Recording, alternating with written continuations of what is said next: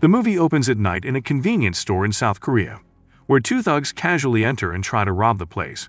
Of course, the shopkeeper tries to stop them, but the thugs ignore him, and one of them starts to take the money from the register, while the other points his knife at the helpless shopkeeper. Not long after, a young girl named Ok-ju, who happens to be there, is about to pay for her groceries.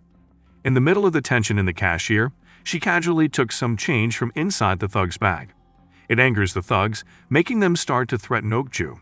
But little did they know, Ok-ju was once a South Korean Special Force member, and it's a piece of cake for her to deal with such thugs. Soon after defeating the thugs, Ok-ju apologizes to the shopkeeper for the mess she just made. Scene then shifts to a ballerina named Min-hee, who is about to perform in a ballet show. But oddly from her expression, it appears that she is worried and is in a pressure. The next day, Min-hee calls Ok-ju. Because it seems that they are close to each other, Ok-ju even considered Min-hee her own sister. In that call, Min-hee asked Ok-ju to come over to her apartment, because she had something to tell. Without any further thought, Ok-ju goes there. But before that, she decided to stop by a convenience store nearby for some snacks and drinks. Arriving at Min-hee's apartment, Ok-ju starts to press the doorbell several times, but there's no answer from Min-hee. She then decided to directly enter the apartment, and suddenly discover a box on Min-hee neatly made bed. Inside the box, there's a pair of ballet shoes and a letter. In the letter, Min-hee wrote a request for Ok-ju to avenge her. There's also an unknown username written in the letter as her lead. Feeling confused about the odd message, Ok-ju immediately calls Min-hee for an explanation. But to her shock, Min-hee's ringtone is heard from the bathroom. And when Ok-ju goes there to check, she discovers a gruesome side of her best friend's lifeless body in the bathtub. Seeing this, Ok-ju immediately cries, as her best friend, who was like a sister to her, has now gone, and swiftly turned her bright days dark in split seconds. Soon after, Ok-ju went home to look for information about the username written in Min-hee's letter. When she searches that username on the web, it directs her to an online sushi shop. Here Ok-ju pretends to order some sushi.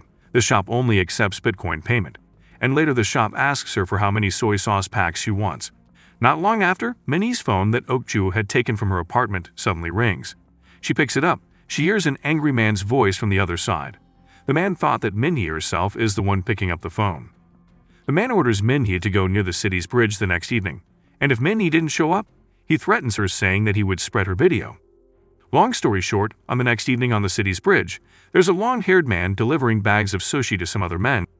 One of the men stops his bike near a trash bin and immediately opens his paper bag, weirdly not to check the items, but to throw all the food, except the soy sauce packs inside. It seems that the long-haired man is a drug dealer with a sushi seller cover, and these events have been monitored by Ok-ju, who is already sitting around the city's bridge. Back to the long-haired man, who suddenly makes a call, and at the same time, Min-hee's phone starts ringing, with the same number as the angry man yesterday appeared on the screen. Now it is clear that this long-haired man is the one who threatened Min-hee. When the man goes home, Ok-ju secretly follows him to a fairly remote place where the man lived. The next day, the long-haired man named Choi is seen doing his morning exercise. Soon after, Choi then left his house in his Lamborghini. Ok-ju, who appears to be waiting at a nearby store for Choi to leave his house, immediately goes to his house and starts breaking into the front door. Soon after the door opened, Ok-ju immediately searches the house because she is so sure that Choi had the key that caused Min-hee to commit suicide. After searching around the house and planting some eavesdropping devices, she stumbles around a cabinet in one room. And when she opened the cabinet, she found a set of BDSM tools, along with dozens of pen drives with writing on them. One of the pen drives catches her attention, the one with Ballerina written on it. When she plugged the pen drive to her phone, how shocked she was when she saw a video of drunk and helpless Min-hee, with masked Choi there ready to rumble.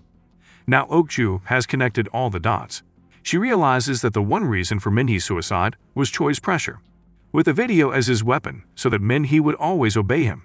And there are many other pen drives stored in the cabinet, indicating that Min-hee is not the only victim. In the evening, Choi is relaxing on his sofa. Meanwhile, Ok-ju is sitting at her desk, monitoring her eavesdropping devices she planted in Choi's house. Not long after, she finally heard some conversation from Choi and his boss, where the boss is asking him to look for new targets in the countryside nightclubs. Knowing about this information, Ok-ju immediately looked for the best outfit to attract Choi there as his new target, and her choice fell on Min-hee's ballerina clothes. Long story short, Ok-ju is finally at the club's bar spying on Choi. But when she looked away once, Choi was suddenly missing. When Ok-ju tries to look for him, she is suddenly shocked by Choi from behind, and it turns out that Choi is indeed attracted to Ok-ju's appearance. After a chit-chat, Choi finally invites Ok-ju to a love hotel. Arriving there, Choi immediately books a room for them to have fun. But after an awkward drink session, Ok-ju suddenly passes out due to the drugged wine Choi gave her. Shortly after, Choi prepares himself, complete with his executioner-style leather mask, and starts to film the seemingly defenseless Ok-ju, while also touching her. But unbeknown to him, Ok-ju actually never passes out, and sure enough, when the time comes, Ok-ju launches her sneak attack with her pocket knife under the pillow, leading them to a fight.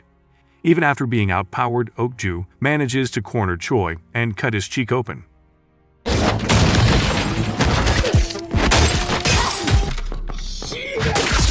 But when she is about to finish him, the hotel receptionist suddenly appears with a shotgun and attacks her. It turns out that the entire hotel staff are affiliated with Choi's gang. After dodging the bullets and about to exit the room, another hotel staff is already waiting for Ok-ju and immediately rushes her with a chainsaw in hand. Fortunately, there is a young girl with a high school uniform named Shin, opening her door at the very right time, obstructing the hotel staff, making him lose control of his chainsaw, and accidentally cut his right foot off. Quickly, Shin, who is also Choi's victim, pulls Ok-ju's hand and flees together in Choi's Lambo. Scene then shifts to Choi in a hospital room, and to his shock, all of his gang members and his gang leader were already there. The gang leader is so pissed at the fact that Choi was defeated by a girl who was supposed to be his target, and she also ran away with Choi's Lamborghini. The gang leader then orders Choi to redeem himself by killing Ok-ju, or else he will end Choi with his own hands. On the other hand, Ok-ju is sitting in a cafeteria with Shin. It turns out that this young girl has been Choi's so-called slave for a long time. There she said that Choi once trapped her, hence he got Shin's dirty video as his weapon to control her, and threatened her to spread the video if Shin refused to satisfy his dirty desire. And because of that, this time she invites Ok-ju to carry out her revenge mission together.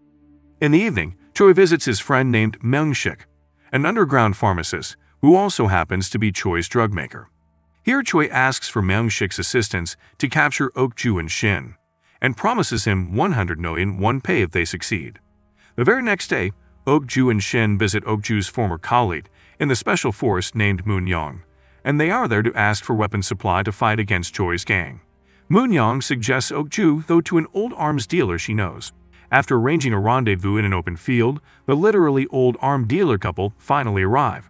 There, Ok-ju buys some guns from them, including a small revolver. The old woman also shows her a flamethrower usually used for insect extermination. That night, while waiting for the right time to ambush Choi's gang, Ok-ju asked Shin to rest for a while on the sofa, while Ok-ju rejuvenated the weapons she had just bought. When she is out for some snacks, Ok-ju suddenly remembers her memories with Min-hee. Min-hee once told her if she was never to be a ballerina in her life, she wished to be a fish in her next life. Because for her, when she became a fish, it was going to be such a free and happy life. When she finally comes back to her apartment, she is shocked because Shin is no longer on the sofa. And when Ok-ju is about to look for her in her room, she is suddenly attacked by Myung-shik and Choi, who had already captured Shin and were waiting to ambush Ok-ju. After they managed to find her address by tracking Choi's Lamborghini through Myung-shik's connections, as she was cornered in that close combat, she eventually decides to flee and jumps off the window. The next day, Choi and Myung-shik went to meet their leader. There, Choi tells his leader that they managed to capture Shin, but there he also lied about Ok-ju, saying that they had killed her and disposed of her body in the mountains behind her apartment. After the meeting with their leader, they went to see Shin to squeeze out information about Ok-ju's whereabouts from her, but Shin seals her mouth tight, making Choi and Myung-shik start to torture her. Scene then shifted to the Love Hotel receptionist hearing a bell ring from the lobby and was about to greet his client. But there's suddenly a gunshot, waking the now one-footed hotel staff. Feeling something off, he checks on the surveillance camera, just to see that his friend is already down in a blood pool. When he is going to check on the situation, Ok-ju suddenly appears, pointing her gun at his forehead, and asks him for the gang headquarters location. And after the one-footed staff tells her the location, Ok-ju gives him an extra breathing hole without any hesitation. Shortly after, Ok-ju finally arrived at the gang headquarters. Without any attempt to sneak, she openly entered Choi's gang headquarters through the front door. Inside, she enters an elevator along with 3 of the gang members. And when they're on the destination floor, the 3 gang members are already lifeless, and Ok-ju is covered in blood splatters. Ok-ju then casually enters the gang's drug cultivation room with a gun in her hand. There she asks for Choi's whereabouts and promises them to not cause commotion if they tell her where Choi is without any questions. Suddenly, the gang leader appeared with a smile, and he appreciated her courage. He even jokingly invites her to join the gang. But when the gang leader is busy talking, Ok-ju immediately shoots him in the head. She then asks once again for Choi's whereabouts to the people there, but they start to attack Ok-ju instead, leading them to a fierce fight and gunfight.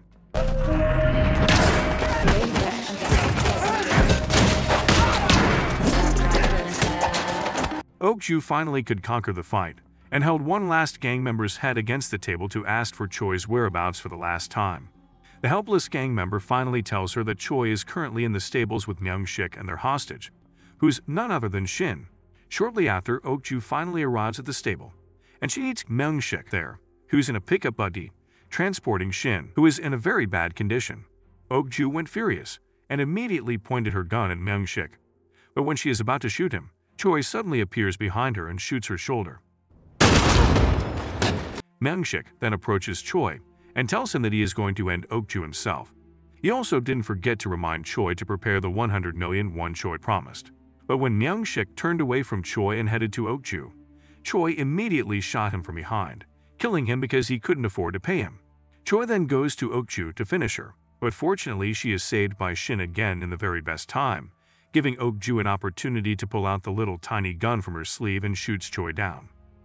Soon after that, Ok-ju and Shin brought Choi to the beach and let him crawl on the sand while Ok-ju took the insect extermination flamethrower from the car trunk. Right before she burns him, Choi asks her who she really is and why she acted so brutally towards him. Ok-ju bends down and tells him that she is the ballerina. Everything finally clicks and makes sense to him. Choi realizes that everything Ok-ju had done is a revenge for what he did to Minhee the ballerina. Choi immediately begs for mercy. He even tells her that he is ready to go to prison for his deed, as long as Ok-ju doesn't kill him. But unfortunately, it is not that simple for her, and she says that the best punishment he deserves is to burn in hell. Hearing that, Choi starts talking nonsense. He says that he would do Minhee the same as what he did before when they met in hell. Ok-ju then says that he won't be, because she would hunt him even to hell.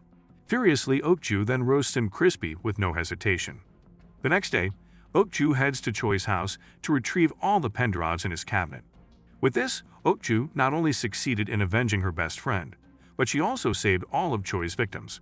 And now, the thing left for her is to tell every single one of Choi's victims that it all is ended, including the movie. So, what do you think of this movie? Did you enjoy the recap?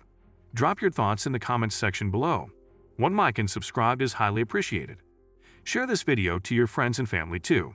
And that's about it. Thanks for watching, and see you in the next videos.